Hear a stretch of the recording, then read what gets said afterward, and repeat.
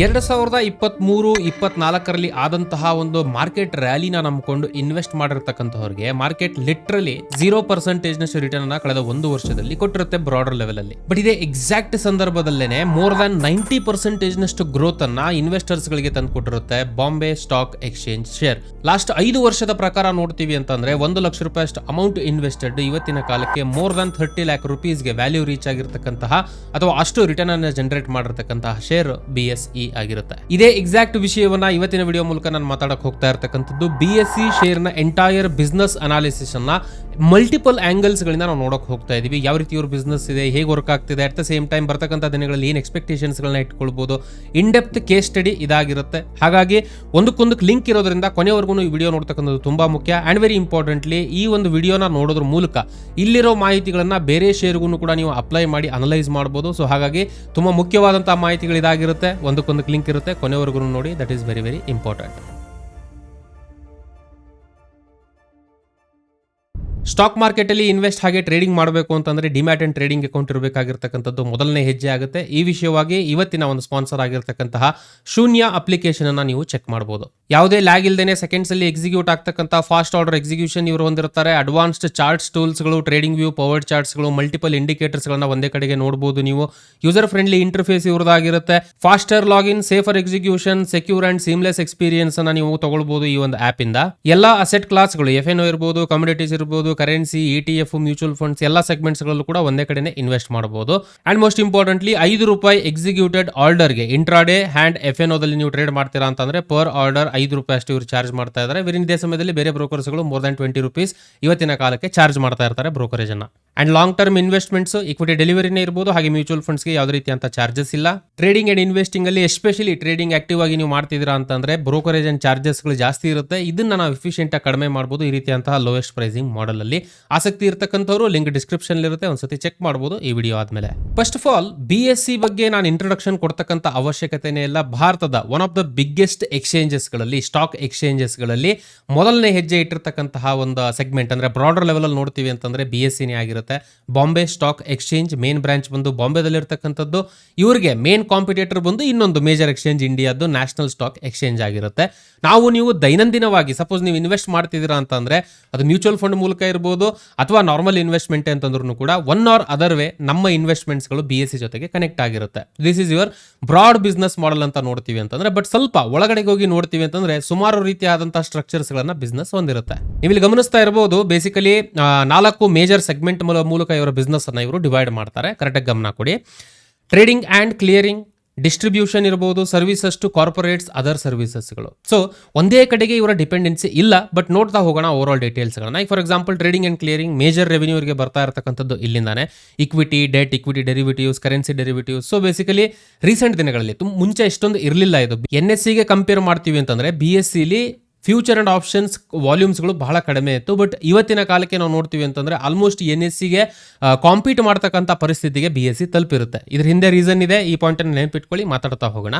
And then mutual funds, book building ಸರ್ವಿಸಸ್ಗಳಿರ್ಬೋದು, IPOಸ್ಗಳಿಗೆ ಸಂಬಂಧಪಟ್ಟ ಹಾಗೆ offers to buy, offers to sell, new bond ಪ್ಲಾಟ್ಫಾರ್ಮ್ಸ್ಗಳಿರ್ಬೋದು, ಇನ್ಶೂರೆನ್ಸ್ಗಳಿರ್ಬೋದು, ಈ ರೀತಿಯಾಗಿ ಡಿಸ್ಟ್ರಿಬ್ಯೂಷನ್ ರಿಲೇಟೆಡ್ ಮೇಜರ್ ಆಗಿ ಕೆಲಸ ಮಾಡುತ್ತೆ ಕಂಪನಿ.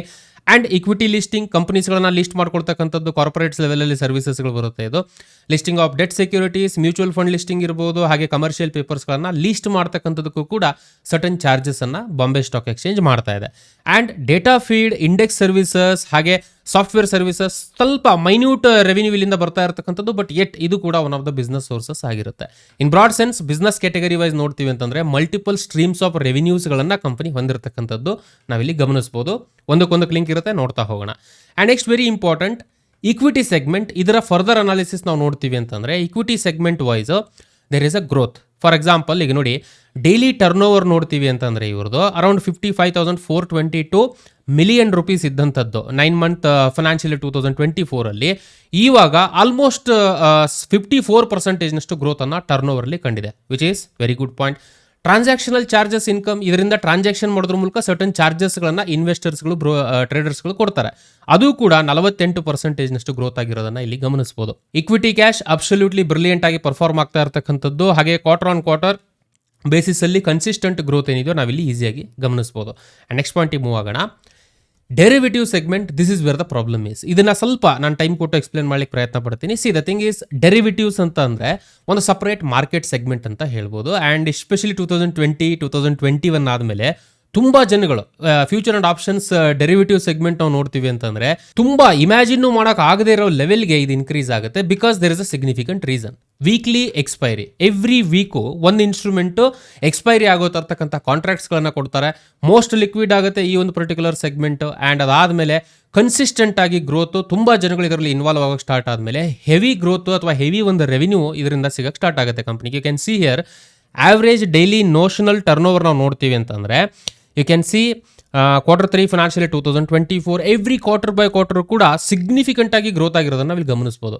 ಬಟ್ ರೀಸೆಂಟ್ ಆಗಿ ಯಾವಾಗ ಇದು ಒಂಥರ ಜನಗಳಿಗೆ ಚಟ ಆಗಕ್ಕೆ ಸ್ಟಾರ್ಟ್ ಆಯಿತು ಅಥವಾ ಜನಗಳಿಗೆ ಒಂಥರ ಗ್ಯಾಂಬ್ಲಿಂಗ್ ಪರ್ಸ್ಪೆಕ್ಟಿವ್ ಅಲ್ಲಿ ನೋಡೋಕೆ ಸ್ಟಾರ್ಟ್ ಮಾಡಿದ್ರು, ತುಂಬಾ ಜನಗಳು ದುಡ್ಡು ಕಳ್ಕೊಳ್ತಾ ಇದ್ದಾರೆ. ಫ್ಯೂಚರ್ ಅಂಡ್ ಆಪ್ಷನ್ಸ್ ಅಲ್ಲಿ ಮೋರ್ ದ್ಯಾನ್ 93% ಜನಗಳು ದುಡ್ಡು ಕಳ್ಕೊಳ್ತಾ ಇದ್ದಾರೆ. ಯಾವಾಗ ಈ ಡೇಟಾ ಹೊರಗಡೆಗೆ ಬಂತು ಸೆಬಿ ಸ್ವಲ್ಪ ಈ ಒಂದು ವಿಚಾರವನ್ನ ಟೈಟ್ ಮಾಡಲಿಕ್ಕೆ ಸ್ಟಾರ್ಟ್ ಮಾಡಿದೆ ಎಟ್ ದ ರೆಗ್ಯುಲೇಷನ್ ಲೆವೆಲ್ ಅಲ್ಲಿ ನೋಡ್ತೀವಿ ಅಂತಂದ್ರೆ, which is a good point. But BSE business wise ನೋಡ್ತೀವಿ ಅಂತಂದ್ರೆ ಇವ್ರಿಗೆ ಮೇಜರ್ ಇಂಪ್ಯಾಕ್ಟ್ ಇದರಿಂದ ಆಗುತ್ತೆ.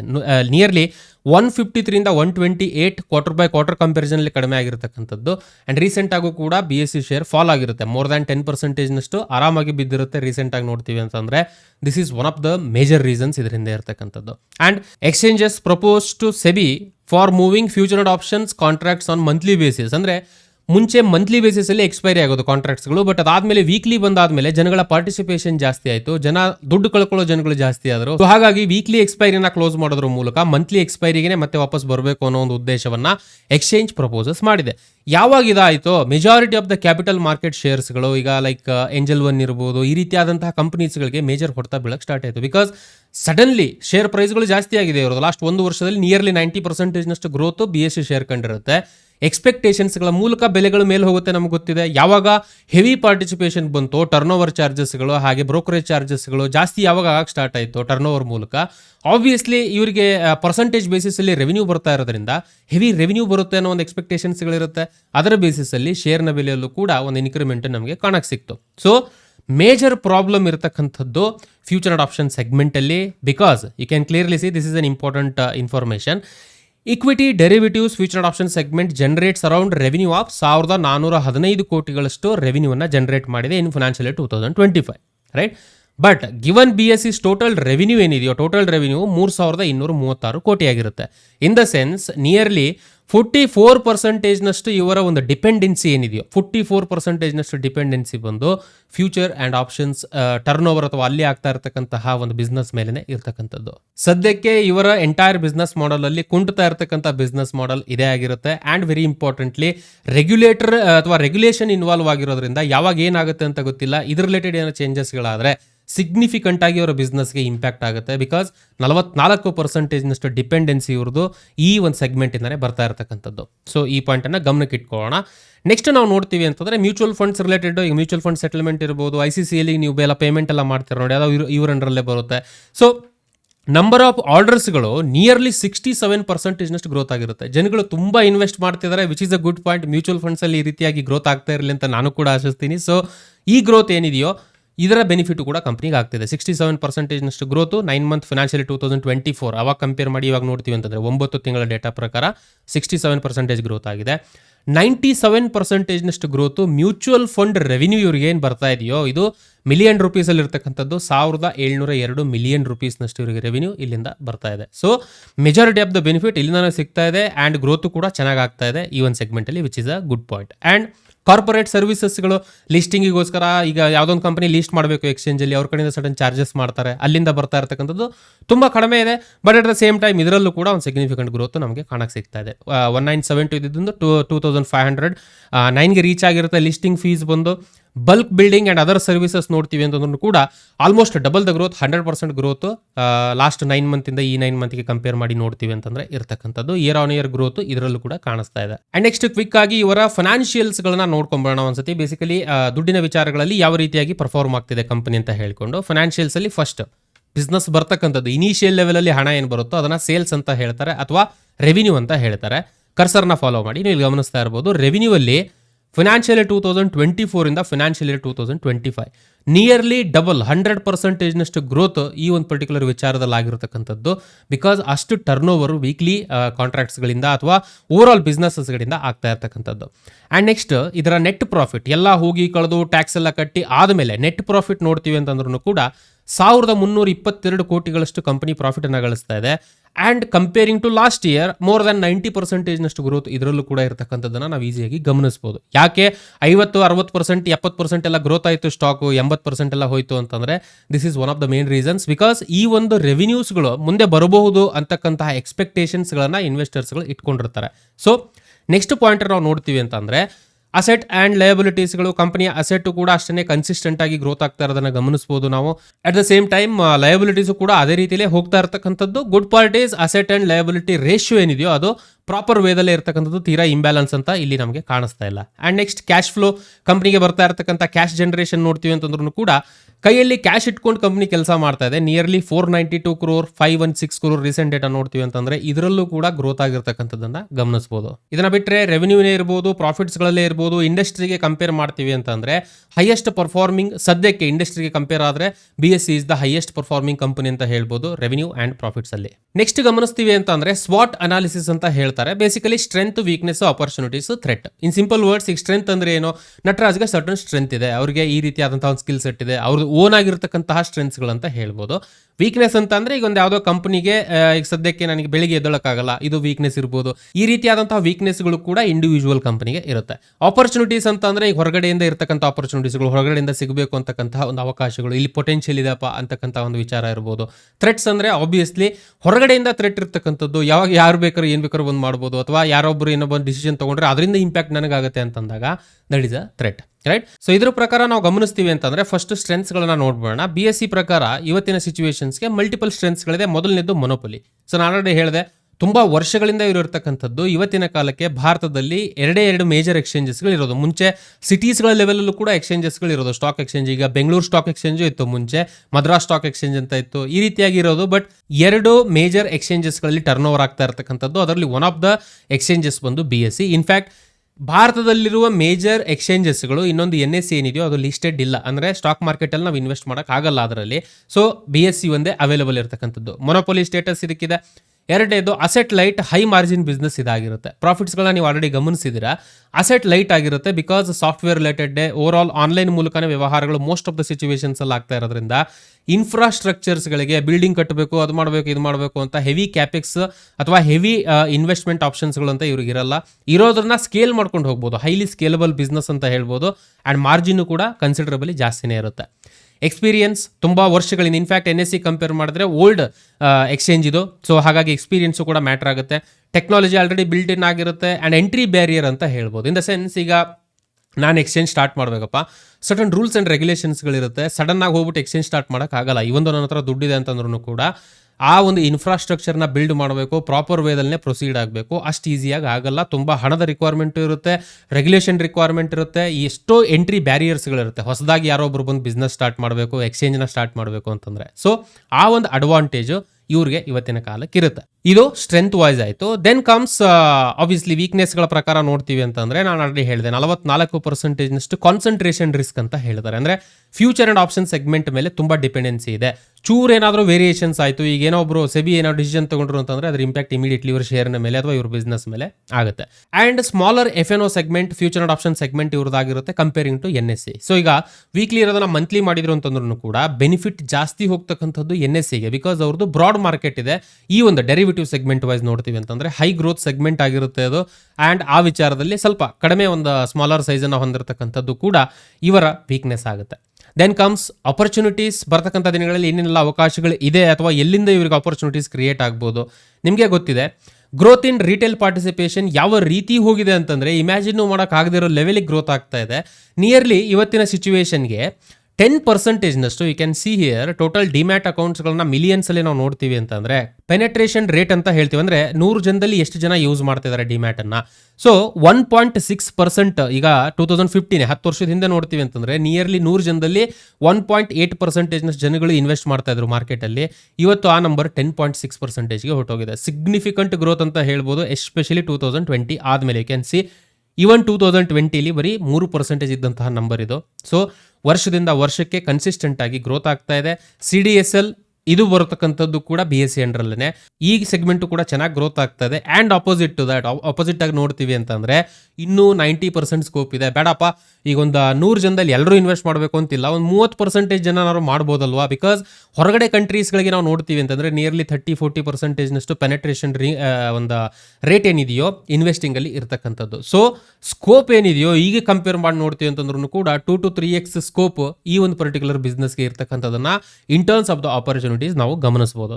And then we have another opportunity. AUM ನೋಡ್ತಾ ಇರ್ಬೋದು ನೀವು, ಮ್ಯೂಚುವಲ್ ಫಂಡ್ಸಿನ AUM. This is good point by the way. 2008, 9, 20 ಸಮಯದಲ್ಲಿ ಇದ್ದಂತಹ ಒಂದು number nearly double the time ಹೋಗಿದೆ. 65 ಟ್ರಿಲಿಯನ್ ಅಸೆಟ್ ಅಂಡರ್ ಮ್ಯಾನೇಜ್ಮೆಂಟ್ ಅನ್ನ ಮ್ಯೂಚುವಲ್ ಫಂಡ್ಸ್ಗಳು ಇವತ್ತಿನ ಕಾಲಕ್ಕೆ ಹೊಂದಿರತಕ್ಕಂಥದ್ದು ಭಾರತದಲ್ಲಿ. This is one of the good points. ಹಾಗೆ ಆಪರ್ಚುನಿಟಿಯಾಗೂ ಕೂಡ ಕನ್ವರ್ಟ್ ಆಗುತ್ತೆ. ಜನಗಳು ಅವೇರ್ ಆಗ್ತಿದ್ದಾರೆ ಫಿನಾನ್ಷಿಯಲಿ, ತುಂಬಾ ಜನಗಳು ಇನ್ವೆಸ್ಟ್ ಮಾಡ್ತಿದ್ದಾರೆ ಬರ್ತಕ್ಕಂಥ ದಿನಗಳಲ್ಲಿ. ಇದು ಕೂಡ ಒಂದು ಪೊಟೆನ್ಷಿಯಲ್ ಆಗಿ ಈ ಬಿಸ್ನೆಸ್ಗೆ ವರ್ಕ್ ಆಗ್ಬೋದು. Last but not the least, ಥ್ರೆಟ್ಸ್ಗಳು, ಹೊರಗಡೆಯಿಂದ ಏನೇನೆಲ್ಲ ಇವರಿಗೆ ಅಪಾಯಗಳಿದೆ ಅಂತ ನೋಡ್ತೀವಿ ಅಂತಂದ್ರೆ, first and foremost regulatory risk. SEBI ಒಂಚೂರು ಹೆಚ್ಚು ಕಡಿಮೆ ಆಯಿತು ಅಥವಾ ಯಾವುದೇ ಒಂದು ರೆಗ್ಯುಲೇಷನ್ ವೈಸ್ ಒಂಚೂರು ಹೆಚ್ಚು ಕಡಿಮೆ ವೇರಿಯೇಷನ್ಸ್ಗಳಾದ್ರೂ ಕೂಡ ಮೇಜರ್ ಇಂಪ್ಯಾಕ್ಟ್ ಇವರ ಎಂಟೈರ್ ಬಿಸ್ನೆಸ್ ಮೇಲೆ ಆಗುತ್ತೆ. And second important point, intense competition ಇದೆ ಅವರಿಗೆ ನ್ಯಾಷನಲ್ ಸ್ಟಾಕ್ ಎಕ್ಸ್ಚೇಂಜ್ ಇಂದ. ಇದು ಕೂಡ ಕನ್ಸಿಡರಬಲ್ ಪಾಯಿಂಟೇನೆ. ಮೂರನೇದು ಸೈಕ್ಲಿಕಲ್ ಇನ್ ರೆವಿನ್ಯೂ. ಏನಪ್ಪ, ಪೆನೆಟ್ರೇಷನ್ ಒಂದು 10% ಆದರೂ ಇಂಪ್ರೂವ್ಮೆಂಟ್ ಆಗುತ್ತೆ, ಜನಗಳು ತುಂಬಾ ಟ್ರೇಡ್ ಮಾಡ್ತಾರೆ, ಇನ್ವೆಸ್ಟ್ ಮಾಡ್ತಾರೆ ಅಂತಕ್ಕಂಥ ಸಿಚುವೇಶನ್ ಅಲ್ಲಿ ಆಬ್ವಿಯಸ್ಲಿ ಅವ್ರಿಗೆ ಬೆನಿಫಿಟ್ ಆಗುತ್ತೆ. ಬಟ್ ಆಗದೆ ಹೋದ್ರೆ, ಅಥವಾ ಮಾರ್ಕೆಟ್ ಎಸ್ಪೆಷಲಿ ನೀವು ಗಮನಿಸಿರ್ಬೋದು ಬಿಹೇವಿಯರ್ ಅನ್ನ, ಮಾರ್ಕೆಟ್ ಮೇಲೆ ಹೋಗ್ತಕ್ಕಂಥ ಸಂದರ್ಭದಲ್ಲಿ ಇನ್ವೆಸ್ಟ್ಮೆಂಟ್ಸ್ನ ಜಾಸ್ತಿ ಮಾಡ್ತಾರೆ ಜನಗಳು. ಅನ್ಫಾರ್ಚುನೇಟ್ಲಿ ಮಾರ್ಕೆಟ್ ಬೀಳೋ ಸಂದರ್ಭದಲ್ಲಿ ತುಂಬಾ ಜನಗಳು ಮಾರ್ಕೆಟ್ ಅನ್ನ ಎಕ್ಸಿಟ್ ಮಾಡ್ತಾರೆ because of the fear and greed. So market ಮೇಲೆ ಹೋಗ್ಬೇಕಾದ್ರೆ ನಮ್ಗೆ ಆಸೆ ಇರುತ್ತೆ, ನಾನು ಮಿಸ್ ಆಗ್ಬಿಡ್ತೀನೇನೋ ಅಂತ ಇನ್ವೆಸ್ಟ್ ಮಾಡ್ತೀವಿ. ಮಾರ್ಕೆಟ್ ಬೀಳೋ ಸಂದರ್ಭದಲ್ಲಿ ಎಲ್ಲ ದುಡ್ಡು ಹೋಗ್ಬಿಡುತ್ತೇನೋ ಅನ್ನೋ ಒಂದು ಇಂಟೆನ್ಷನ್ ಅಲ್ಲಿ ದುಡ್ಡನ್ನ ತೆಗಿಯಕ್ಕೆ ಸ್ಟಾರ್ಟ್ ಮಾಡ್ತಾರೆ. ಸೊ ಯಾವಾಗ ಮಾರ್ಕೆಟ್ ಸೈಕಲ್ಸ್ಗಳು ಕಾಮನ್ ಆಗಿ ಆಗ್ತಾ ಇರುತ್ತೆ, ಎವ್ರಿ 5 ಇಯರ್ ನೋಡ್ತೀರಾ ಅಂತಂದ್ರೂ ಕೂಡ ಒಂದು ಬುಲ್ ಮಾರ್ಕೆಟ್ ಇರುತ್ತೆ, ಬಿಯರ್ ಮಾರ್ಕೆಟ್ ಇರುತ್ತೆ, ಮಾರ್ಕೆಟ್ ಮೇಲೆ ಕೆಳಗೆ ಹೋಗ್ತಾ ಇರುತ್ತೆ. ಕೆಳಗೆ ಹೋಗ್ತಕ್ಕಂಥ ಸಂದರ್ಭದಲ್ಲಿ ಇವರ ಬಿಸ್ನೆಸ್ ಮೇಲೆ ತುಂಬಾ ಇಂಪ್ಯಾಕ್ಟ್ ಆಗುತ್ತೆ ಬಿಕಾಸ್ ಜನಗಳು ಹೊರಗಡೆ ಹೋಗ್ತಾರೆ ಮಾರ್ಕೆಟ್ ಇಂದ. ಸೊ ಹಾಗಾಗಿ ಸೈಕ್ಲಿಕಲ್ ಇನ್ ನೇಚರ್ ಅಂತ ಹೇಳ್ಬೋದು ಇವ್ರಿಗೆ ಬರ್ತಾ ಇರತಕ್ಕಂಥ ರೆವೆನ್ಯೂ. ಇದು ಕೂಡ ಒನ್ ಆಫ್ ದ ಥ್ರೆಟ್ ಆಗುತ್ತೆ. ಇವ್ರ ಕಂಟ್ರೋಲ್ ಅಲ್ಲಿ ಇಲ್ಲ, ಹೊರಗಡೆಯಿಂದ ಇವರಿಗೆ ಇಂಪ್ಯಾಕ್ಟ್ ಆಗುತ್ತೆ. ಇವಾಗ ಮೋಸ್ಟ್ ಇಂಪಾರ್ಟೆಂಟ್ ಪೋರ್ಷನ್, ಎಂಟೈರ್ ವಿಷಯಗಳನ್ನ ಕನ್ಸಿಡರ್ ಮಾಡಿಕೊಂಡು ನಾವು ನೋಡ್ತೀವಿ ಅಂತಂದ್ರೆ ಯಾವ ರೀತಿಯಾದಂತಹ ಒಂದು ಔಟ್ಕಮ್ ಅಥವಾ ಫ್ಯೂಚರ್ ಔಟ್ಲುಕ್ ಈ ಕಂಪನಿಗೆ ಇದೆ ಇವತ್ತಿನ ಸಿಚುವೇಶನ್ಗೆ ನೋಡ್ತೀವಿ ಅಂತಂದ್ರೆ, ನಂಬರ್ 1 ಪೊಟೆನ್ಷಿಯಲ್ ಇದೆಯಾ? 100% ಪೊಟೆನ್ಷಿಯಲ್ ಇದೆ. ಬಿಕಾಸ್ ಇನ್ನು ಜಸ್ಟ್ 10% ಅಷ್ಟೇ ಪೆನೆಟ್ರೇಷನ್ ಇರ್ತಕ್ಕಂಥದ್ದು ಭಾರತದಲ್ಲಿ ಡಿಮ್ಯಾಟ್ ವೈಸ್. ಇನ್ನೂ ಪೊಟೆನ್ಷಿಯಲ್ ಇದೆ, ತುಂಬಾ ಜನಗಳು ಬರ್ಬೋದು ಮಾರ್ಕೆಟ್ಗೆ. ಬರ್ತಾರೆ ಅಂತಂದ್ರೆ ಇವರಿಗೆ ಆಪರ್ಚುನಿಟಿ ಇದೆ. ನಂಬರ್ 2 ಡೆರಿವೇಟಿವ್ ಸೆಗ್ಮೆಂಟ್ ಕುಂಟ್ತಾ ಇರ್ತಕ್ಕಂಥದ್ದು ನಾನು ಆಲ್ರೆಡಿ ಹೇಳಿದೆ. ಏನೇ ಒಂಚೂರು ವೇರಿಯೇಷನ್ ಆದ್ರೂ ಕೂಡ ಸಿಗ್ನಿಫಿಕೆಂಟ್ ಹೊಡೆತ ಇವ್ರಿಗೆ ಬೀಳುತ್ತೆ. ಆ್ಯಂಡ್ ಇವಾಗ ಆಲ್ರೆಡಿ ಏನೊಂದು ಎಕ್ಸ್ಪೆಕ್ಟೇಷನ್ ಇಂದ ರ್ಯಾಲಿ ಆಗಿರುತ್ತೋ ಆ ರ್ಯಾಲಿ ಅಲ್ಲೇ ಸ್ಟಾಗ್ನೆಂಟ್ ಆಗೋದು. ಈಗ ಏಷ್ಯನ್ ಪೇಂಟ್ಸ್ ಆಯಿತು ನೋಡಿ, ಏಷ್ಯನ್ ಪೇಂಟ್ಸ್ ಸುಮಾರು ಒಂದು 2-3 ವರ್ಷದಿಂದ ಏನು ಮಾರ್ಕೆಟಲ್ಲಿ ಮೂವ್ಮೆಂಟೇ ಆಗಿಲ್ಲ. ಆ ರೀತಿಯಾದಂಥ ಸಿಚುವೇಶನ್ಸ್ಗಳು ಕ್ರಿಯೇಟ್ ಆಗ್ಬೋದು ಇನ್ ಕೇಸ್ ವಾಲ್ಯೂಮ್ಸ್ಗಳು ಏನಾದ್ರು ಡ್ರೈ ಅಪ್ ಆಯಿತು ಅಂತಂದರೆ. ಹಾಗೆ ಮಾರ್ಕೆಟ್ ಏನಾದ್ರು ಕ್ರ್ಯಾಶ್ ಆಗ್ತಕ್ಕಂಥ ಸಂದರ್ಭದಲ್ಲಿ ಈ ಥರ ಸಿಚುವೇಶನ್ಸ್ಗಳಲ್ಲೂ ಕೂಡ ಇವರ ಬಿಸ್ನೆಸ್ಗೆ ಇಂಪ್ಯಾಕ್ಟ್ ಆಗುತ್ತೆ. All in all entire segment wise ನೋಡ್ತೀವಿ ಅಂತಂದರೆ ಫ್ಯೂಚರ್ ಆ್ಯಂಡ್ ಆಪ್ಷನ್ಸ್ ಅಥವಾ ಡೆರಿವೇಟಿವ್ ಸೆಗ್ಮೆಂಟ್ ಮಾತ್ರ ಸದ್ಯಕ್ಕೆ ಲ್ಯಾಗ್ ಆಗ್ತಾ ಇರತಕ್ಕಂಥದ್ದು. ಅದನ್ನು ಬಿಟ್ಟರೆ 60% ಆಫ್ ಇವರ ಬಿಸ್ನೆಸ್ ಏನಿದೆಯೋ ಬಹಳ ಕನ್ಸಿಡರಬಲ್ ಗ್ರೋತ್ ಅನ್ನು ಕಾಣ್ತಾ ಇದೆ. ರೆವಿನ್ಯೂ ವೈಸೇ ಇರ್ಬೋದು, ಪ್ರಾಫಿಟ್ ವೈಸೇ ಇರ್ಬೋದು, ಸೂಪರ್ ಆಗಿ ಗ್ರೋತ್ ಆಗ್ತಾ ಇರತಕ್ಕಂಥದ್ದನ್ನು ನಾವು ಇಲ್ಲಿವರೆಗೂ ಗಮನಿಸಿದ್ದೀವಿ. ಬರ್ತಕ್ಕಂಥ ದಿನಗಳಲ್ಲಿ ಯಾವ ರೀತಿ ಚೇಂಜಸ್ಗಳಾಗುತ್ತೆ ನಾವು ಕಾದು ನೋಡ್ಬೋದು. ಬಟ್ ಎಟ್ ದ ಮೂಮೆಂಟ್ ಅಲ್ಲಿ ನಾವು ನೋಡ್ತೀವಿ ಅಂತಂದ್ರೆ ಆಪರ್ಚುನಿಟಿ ಇದೆ, ಬಟ್ ಎಲ್ಲ ಹಣವನ್ನು ಒಂದೇ ಕಡೆಗೆ ಇನ್ವೆಸ್ಟ್ ಮಾಡೋದಲ್ಲ. ಒನ್ ಆಫ್ ದ ಪಾರ್ಟ್ಸ್ ಆಗಿ ನಾನು ಡೈವರ್ಸಿಫೈ ಮಾಡಬೇಕಪ್ಪ ಈ ಒಂದು ಸೆಗ್ಮೆಂಟ್ ಅಲ್ಲಿ. ಕ್ಯಾಪಿಟಲ್ ಮಾರ್ಕೆಟ್ಸ್ ಅಲ್ಲಿ ಇವತ್ತಿನ ಕಾಲಕ್ಕೆ ನೋಡ್ತೀವಿ ಅಂತಂದ್ರೆ BSE ಸ್ಟಿಲ್ ಶೈನ್ಸ್ ಅಥವಾ ಇನ್ನೂ ಕೂಡ ಒಂದು ಟಾಪ್ ಪೊಸಿಷನ್ ನ ಮೇಂಟೈನ್ ಮಾಡ್ಕೊಂಡು ಬರ್ತಾ ಇದೆ. ಅಂಡ್ ಅದರ ರಿಸಲ್ಟ್ ಕೂಡ ಶೇರ್ ಅಲ್ಲಿ ಕಾಣಿಸ್ತಾ ಇರತಕ್ಕಂಥದ್ದು. ಎಲ್ಲ ವಿಚಾರಗಳನ್ನ ಗಮನಕ್ಕೆ ಇಟ್ಕೊಂಡ್ಮೇಲೆ ನಿಮಗೇನ್ ಅನ್ಸುತ್ತೆ BSE ಬಗ್ಗೆ? ನೀವು ಬೈ ಮಾಡಬೇಕು ಅಂದ್ರೆ ಇದನ್ನ ಬೈ ಮಾಡ್ತೀರಾ ಅಥವಾ ಹೋಲ್ಡ್ ಮಾಡ್ತೀರಾ? ನಿಮ್ಮ ಒಂದು ಇಂಟೆನ್ಷನ್ ಏನಿದೆ ಕಮೆಂಟ್ ಮೂಲಕ ತಿಳಿಸಿ. ಅಂಡ್ ವೆರಿ ಇಂಪಾರ್ಟೆಂಟ್ಲಿ, ನಾನು ಇಲ್ಲಿವರೆಗೂ ಕೊಟ್ಟಿರ್ತಕ್ಕಂಥ ಮಾಹಿತಿಗಳು ಎಜುಕೇಶನಲ್ ಪರ್ಪಸ್ಗೆ ಮಾತ್ರ. ಇದನ್ನ ಬೈಸೆಲ್ ರೆಕಮೆಂಡೇಶನ್ಸ್ ಅಂತ ಅನ್ಕೊಳ್ಳೋಕೆ ಹೋಗ್ಬೇಡಿ. ಯಾವುದೇ ಇನ್ವೆಸ್ಟ್ಮೆಂಟ್ ನಾವು ಮಾಡ್ತೀವಿ ಅಂತಂದ್ರೆ ರಿಸ್ಕ್ ಇರುತ್ತೆ, ಆ ರಿಸ್ಕ್ ಅನ್ನ ಅರ್ಥ ಮಾಡ್ಕೊಂಡು ಇನ್ವೆಸ್ಟ್ ಮಾಡ್ತಕ್ಕಂಥದ್ದು ಸೂಕ್ತ. ಈ ಸೀರೀಸ್ ಅಲ್ಲಿ ನೆಕ್ಸ್ಟ್ ಯಾವ ಶೇರ್ ಅನ್ನ ಅನಲೈಸ್ ಮಾಡಬೇಕು, ನಿಮ್ಮ ಫೇವರೇಟ್ ಸ್ಟಾಕ್ ಯಾವುದು ಅನ್ನೋದನ್ನ ಕಮೆಂಟ್ ಮೂಲಕ ತಿಳಿಸಿ. ಮೋಸ್ಟ್ ಕಮೆಂಟ್ಸ್ ಯಾವ ಶೇರಿಗೆ ಬರುತ್ತೋ ಇನ್ ಡೆಪ್ತ್ ಅನಾಲಿಸಿಸ್ ಅನ್ನ ನೆಕ್ಸ್ಟ್ ಈ ಸೀರೀಸ್ ಅಂಡರಲ್ಲೇ ನಾವು ಮಾಡ್ತಾ ಇರ್ತಕ್ಕಂಥದ್ದು. Stocks related deep dive series ಇದ್ರ ಮೂಲಕ ನಾವು ಇಂಟ್ರೊಡ್ಯೂಸ್ ಮಾಡಿದೀವಿ. ಬರ್ತಕ್ಕಂಥ ದಿನಗಳಲ್ಲಿ ಸುಮಾರು ಕಂಟೆಂಟ್ಸ್ ಇದ್ರ ಬಗ್ಗೆ ಬರುತ್ತೆ. ಮಿಸ್ ಮಾಡ್ಕೊಳ್ಬಾರ್ದು ಅಂತಂದ್ರೆ ಚಾನಲ್ ಸಬ್ಸ್ಕ್ರೈಬ್ ಮಾಡ್ಕೊಳ್ಳಿ. ಹಾಗೆ ಬೆಲ್ ಐಕಾನ್ ಅನ್ನು ಕೂಡ ಕ್ಲಿಕ್ ಮಾಡಿ. ಯಾವುದೇ ಇನ್ಫಾರ್ಮೇಷನ್ಸ್ ಹೊಸದಾಗಿ ನಾವು ಅಪ್ಲೋಡ್ ಮಾಡಿದ್ರು ಅದು ನಿಮಗೆ ಮಿಸ್ ಆಗಲ್ಲ. Thank you so much for your time. ಆದಷ್ಟು ಬೇಗ ಫೈನಾನ್ಷಿಯಲ್ ವಿಚಾರದಲ್ಲಿ ನೀವು ಬೆಳೀಲಿ. ಆಲ್ರೆಡಿ ಬೆಳೆದಿದ್ರೆ ಇನ್ನೂ ನೆಕ್ಸ್ಟ್ ಲೆವೆಲ್ಗೆ ಬೆಳೀಲಿ, BSE ಸೇರ್ತಾರನೆ ಅಂತ ಆಶಿಸ್ತಾ ಈ ವಿಡಿಯೋನ ಇಲ್ಲಿಗೆ ಕನ್ಕ್ಲೂಡ್ ಮಾಡ್ತಾ ಇದ್ದೀನಿ. ಮತ್ತೆ ನಿಮಗೆ ನೆಕ್ಸ್ಟ್ ವಿಡಿಯೋದಲ್ಲಿ ಸಿಗ್ತೀನಿ. ಅಲ್ಲಿವರೆಗೂ ಜೈ ಹಿಂದ್.